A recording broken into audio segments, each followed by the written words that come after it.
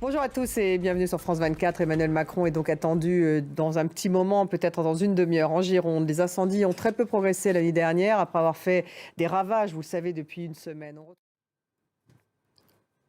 Oui, effectivement, le président de la République, Emmanuel Macron, est...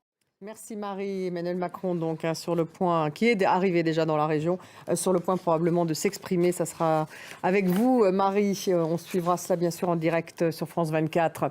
En Espagne, la vague de chaleur extrême sévit depuis près de 10 jours dans le pays. Le Premier ministre évoque plus de 500 morts.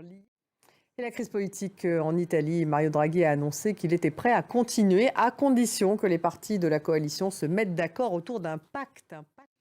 L'armée russe continue de bombarder l'Est et le Sud de l'Ukraine. L'avancée diplomatique pour relancer les exportations de céréales ukrainiennes reste incertaine au lendemain. Et alors que les bombardements russes continuent à l'Est et au Sud de l'Ukraine, comme je vous le disais, le chef de la diplomatie russe a affirmé que les objectifs militaires de la Russie en Ukraine ne se limitaient plus uniquement à l'Est du pays. Ils concernent également d'autres territoires et pourraient d'ailleurs encore s'étendre. On retrouve Julian Colling, notre correspondant à Moscou. Julian, bonjour. La stratégie russe donc ne se limite pas au Donbass, mais elle inclut les régions du Sud.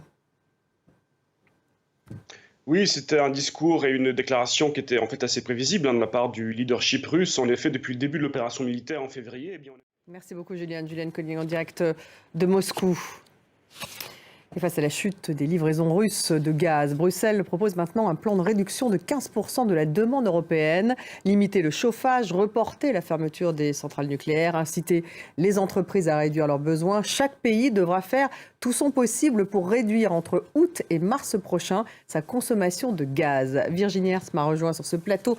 Bonjour Virginie. Alors on peut dire qu'il y a une sorte de gradation dans ce plan. Les États vont devoir donc faire une proposition de feuille de route en septembre.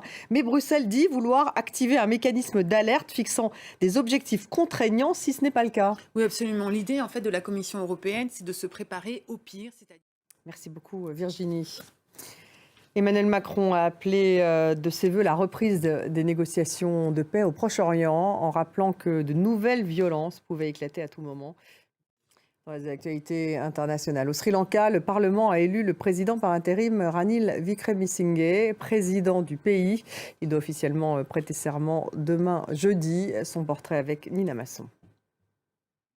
Et au Royaume-Uni, les Britanniques vont connaître dans l'après-midi les deux finalistes pour succéder à Boris Johnson. L'ancien ministre des Finances Rishi Sunak est resté en tête à l'issue d'un 4e vote des députés conservateurs. Merci de nous avoir suivis et restez avec nous sur France 24.